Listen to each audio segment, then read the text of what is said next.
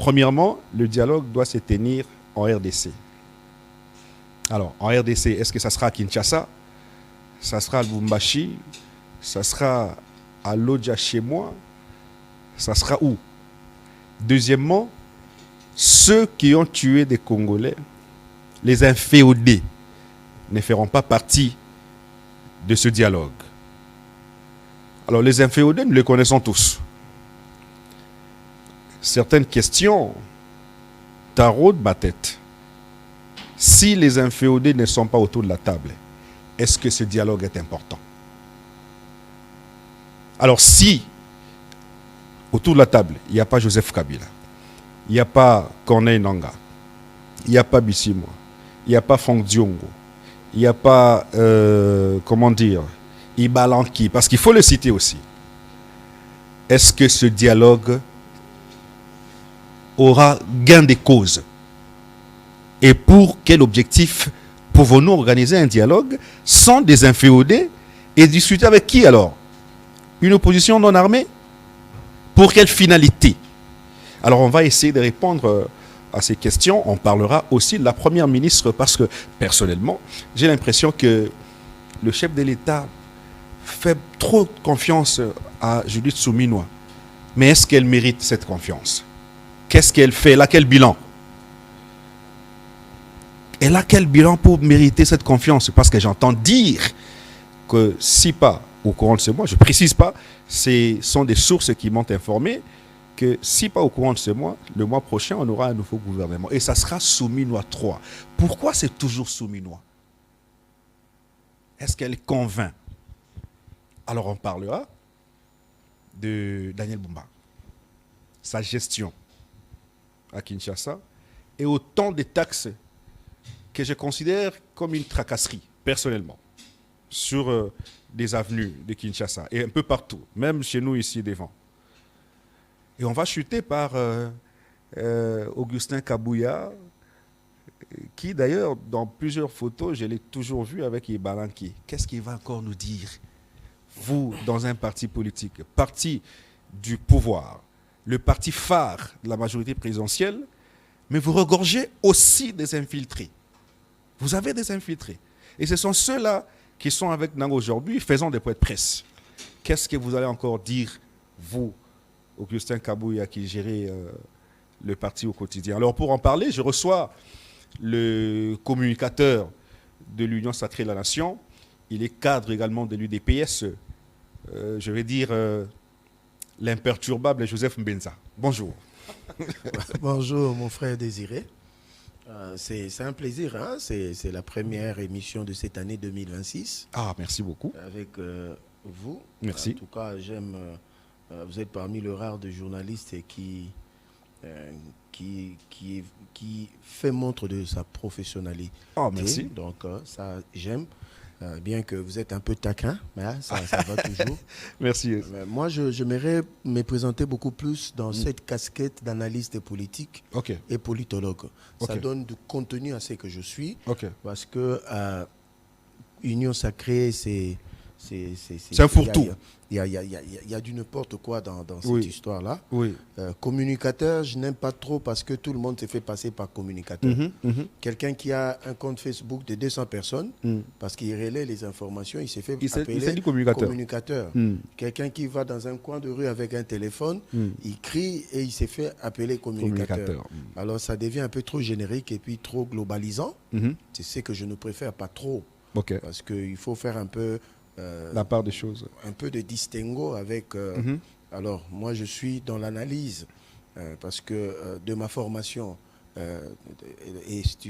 estudiantine, c'est ce que je vais faire valoir, beaucoup plus communicateur, mais beaucoup plus aussi cadre de l'IDPS. Très bien. Parce que je ne suis pas seulement membre de l'IDPS, parce que je suis président d'une cellule de l'IDPS Bar Tshisekedi, dirigée par Augustin Kabouya, à Binza-Pigeon, l'IDPS Binza-Pigeon 1. Donc voilà un peu, de manière succincte, de la manière dont je me présente devant vos téléspectateurs qui nous suivent, que je salue en passant. Très bien. Alors, vous avez certainement suivi l'allocution, la position du chef de l'État cette fois-ci. Joseph Mbenza, les Congolais se posent beaucoup de questions autour de la confusion qu'il y a sur Félix Tshisekedi. Même pas entre, mais en Félix Tshisekedi, chef de l'État, justement. D'antan, il refusait le dialogue. Exactement. Aujourd'hui, il accepte le dialogue. Qu'est-ce qui a changé? J'aimerais que les Congolais et les Congolaises qui vont nous suivre puissent cerner le contour de ces fameux dialogues. Cela n'a jamais été l'initiative, l'idée du président de la République. Ça a été une stratégie politique conçue par des officines qui sont contre la République démocratique du Congo, des lobbies internationaux. Mais ils ont compris qu'il fallait passer par les clergés de l'Église catholique et de l'Église protestante à cause de leur, comment dirais-je, de leur statut dans la société, et que ça pouvait passer. Mais cela n'a jamais été une demande de Congolais et de Congolaises. Okay. La vraie cause, la vraie source, parce que, excusez, quand on veut créer un conflit, les motivations de ceux qui sont à la base de cela ne sont jamais dévoilées au grand jour, au début. Mais c'est à la fin que vous allez comprendre que non, c'est que ces gens-là poursuivaient comme objectif n'était pas lié forcément au peuple. C'est l'exemple de ces fameux dialogues. Je vais donner des détails. Pourquoi le président, il y a eu évolution dans le temps.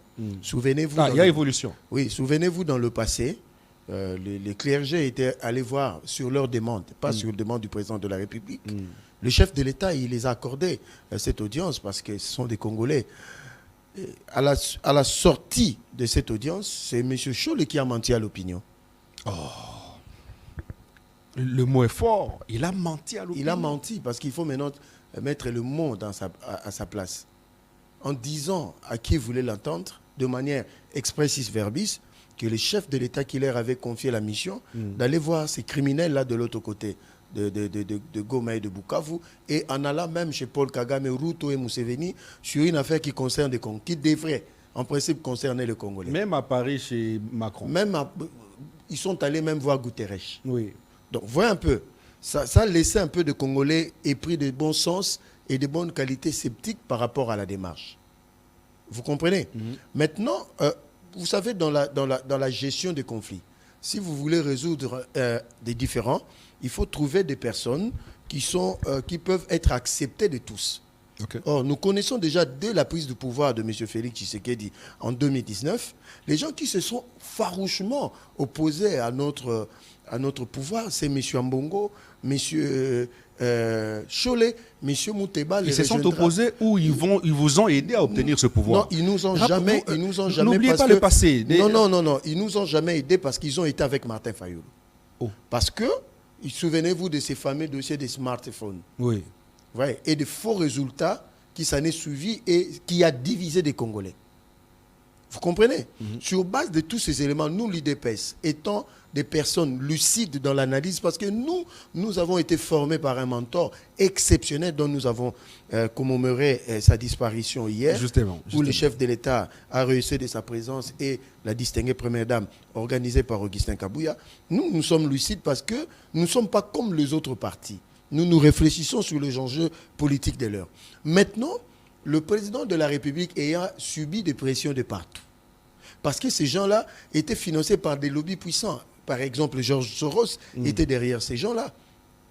La France qui a parrainé, parce que la personne qui a ouvert des portes à ces clergés de l'Église catholique et protestante, c'est M. Macron.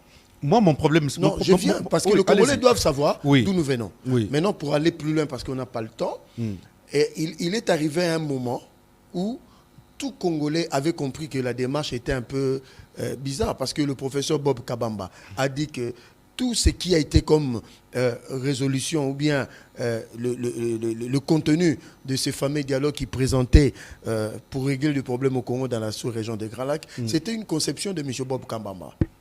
Nous nous sommes dit, mais nous ne pouvons pas nous lancer dans cette aventure. Et ils ont fait leur périple et ils sont allés partout. Maintenant, ce qui a choqué les Congolais, c'est M. Mouteba qui vient à la télé dire qu'ils ont bénéficié d'un soutien financier de l'agresseur qui est le Rwanda. Alors nous ne pouvions pas accepter. Maintenant, le président, quand il a reçu, parce que c'est des coutumes, chaque année, le président reçoit des diplomates pour l'échange de vœux. Et c'était une façon pour le président de la République de donner sa position. Non, de répondre. Moi, j'analyse, de répondre à tous ceux qui ont fait la pression sur la RDC pour ces fameux dialogues. Il leur a dit, parce qu'il a toujours dit, souvenez-vous lors des assises de l'Union sacrée, le président avait dit, s'il devait y avoir dialogue, ça sera lui l'initiateur. Ça sera à mon initiative. Tout à fait. Et il ne pouvait pas y avoir des gens qui pouvaient se substituer aux institutions de la République, parce que la CENCO et les CC sont des ASBEL. Ils ne sont pas reconnus comme des institutions de la République. Mais il se prévalait être un peu au-dessus de tout le Congolais, je ne sais pas par quelle machination. C'est pour cela que le président a répondu. Il a dit, je veux bien aller au dialogue, comme il a dit, mais avec des Congolais patriotes. Cette fois-ci, il est monté au créneau pour donner des conditionnalités pour un dialogue qui devait se tenir. Joseph Mbenza, moi, mon problème se situe à quel niveau? C'est qu'on a un Félix Tshisekedi qui refusait le dialogue. Je me rappelle, parce que la démarche la démarche de la CENCO ne date pas d'aujourd'hui. C'est quand l'AFC M23 était encore à Bunagana, avant qu'il n'arrive à Goma. Il disait au chef de l'État, organisez un dialogue, trouvons un consensus, créons l'unité entre nous, l'ennemi n'aura pas de place. Il a refusé. Et c'est Goma qui tombe. Il a refusé toujours le dialogue. Les gens meurent, plus de 10 000 personnes. Il quitte Goma, Bukavu, jusqu'à Isiro. Non, Uvira plutôt. Et c'est maintenant, après des vies perdues, et c'est maintenant qu'il se réveille pour accepter le dialogue. Ça veut dire que lui, il attendait qu'on massacre les Congolais pour venir accepter, échanger avec ces gens. Je vais prendre une position plus sérieuse parce que vous commencez à poser des questions qui va dans le sens de condamner mon président par rapport à son approche. Allez-y. Vous avez dit massacrer de Congolais. Oui. Donc le prix pour avoir un dialogue, selon votre entendement et de celui de Corneille Nangaa, il faut tuer beaucoup de Congolais pour faire fléchir Félix Tshisekedi. Non, gouverner, c'est prévoir. Quand nous sommes, non. Oui, il devait prévenir. Quand nous sommes allés à Sun City, dans le préambule de la Constitution, nous nous sommes mis d'accord de la façon dont nous devions tous arriver au pouvoir. C'est par la voie des élections, non par la voie des faits. Donc tout mouvement insurrectionnel et subversif était proscrit et prohibé. Mais il y a eu quand même des gens. Il faut comprendre que dans les premières attaques contre la RDC à partir de Tchanzu, Runyoni, même Bunagana, il n'y avait pas de Congolais. N'en est venu quand? C'est tout le problème, la problématique. Il n'y avait pas de Congolais. C'était l'armée rwandaise. Mais il fallait congoliser cette agression. Le président Félix Tshisekedi était un homme averti parce qu'il voulait nous retourner dans l'optique du CNDP, où nous devions discuter, parler, pour que nous passions aussi dans tout ce qu'on a appelé comme accord du 23 mars 2009. C'est cette option et nous félicitons le courage du président Félix Tshisekedi. Mais les choses ont évolué. Nous sommes passés par Nairobi et Luanda et nous sommes passés par Doha. Les choses avaient évolué parce que j'aimerais ici rappeler le Congolais. Il y a eu un moment quand nous sommes allés à Nairobi, c'est là où il fallait régler tous les problèmes des groupes armés. Mais c'est le M23 qui se retirera du processus pour venir attaquer la République démocratique du Congo. Devant eux, il y avait l'armée rwandaise. Donc, il faut que le Congolais puisse cerner, comprendre l'évolution de la situation. Maintenant, avec l'approche actuelle, le président n'a pas changé de position. Pourquoi? Parce que si vous l'attendez bien, vous analysez, il était dans le conditionnel. Donc, il y a aussi possibilité que les dialogues ne se tiennent pas. Mais il a posé des conditions majeures. Et ce sont ces conditions-là, d'ailleurs, qui tapent certains Congolais dans leur tête. Parce que quand il dit, que les inféodés ne feront pas partie de ce dialogue, il va dialoguer alors avec Non, il faut comprendre. Et ça sera pour quel final? Admettons qu'il dialogue aujourd'hui avec Martin Fayulu. Il dialogue avec, je suppose que dans vos têtes, Moïse Katumbi n'est pas rebelle. Admettons que Moïse Katumbi fasse partie de ce dialogue. C'est Sanga, les Fayulu et consorts. On exclut les porteurs des armes. On aura quelle fin? J'aimerais vous ramener encore. Nous sommes allés signer l'accord cadre à Doha avec le M23 AFC.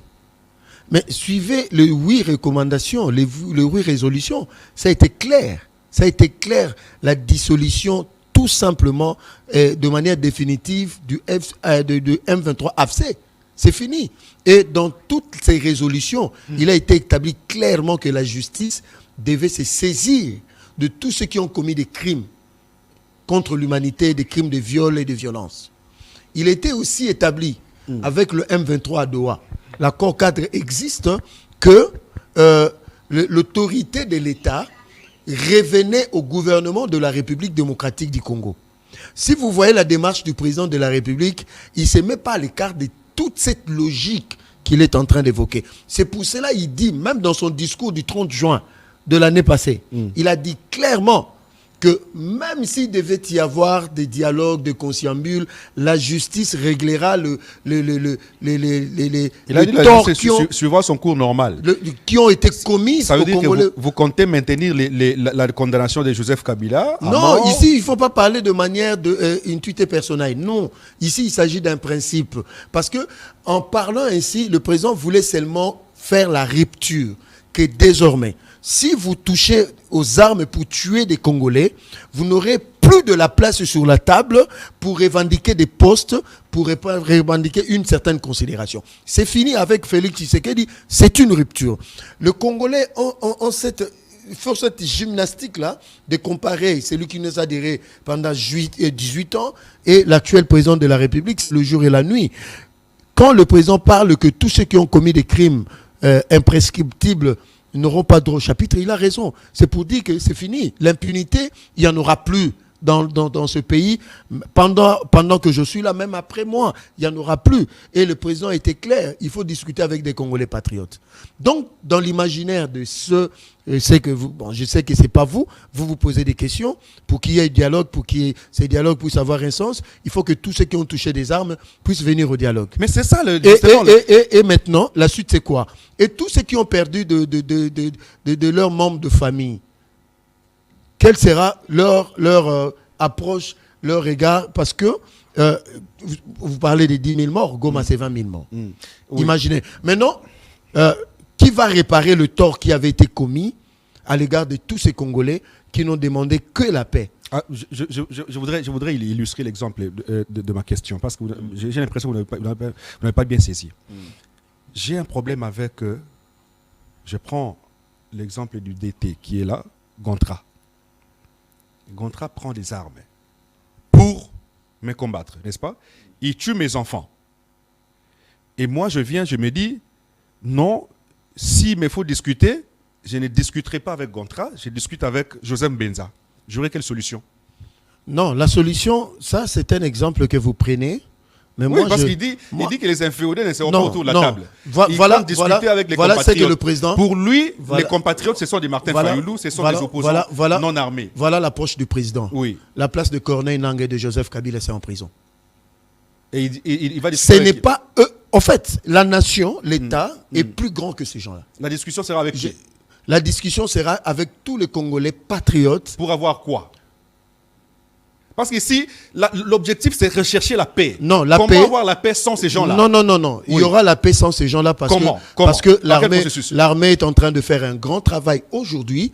Et je vous apprends que nous avons récupéré Minambo Centre. Parce que, en fait, le problème du président de la République, des individus, un groupe d'individus ne peut pas se substituer aux institutions de la République pour imposer un tempo, un dictat. Et que la République est en train de s'affirmer au travers du président Félix. Pour qu'il y ait une solution, il n'est pas dit forcément que ceux qui ont tué des Congolais puissent venir sous la table des négociations, étant donné que nous avons déjà vécu ça. Nous avons été à Sun City, mon frère. Ils sont allés avec le CNDP signer cet accord du 23 mars. Après, qu'est-ce qui est arrivé? Comment vous comptez obtenir la solution sans ces gens-là? Le président de la République est en train de couper l'hémorragie qui a duré de manière cyclique en République démocratique du Congo. Je vous ai parlé des péripéties ici. Oui. Récemment, nous avons eu Sun City. Après, il y a eu des affrontements dans ces pays, il y a eu des rébellions. Nous avons eu ce fameux accord du 23 mars avec le CNDP. Après le CNDP, c'était la création du M23. Et on a continué comme ça. Et le président Félix Tshisekedi dit cette fois-ci, il n'en sera pas ainsi. Parce que nous sommes un État, nous devons nous affirmer comme tel.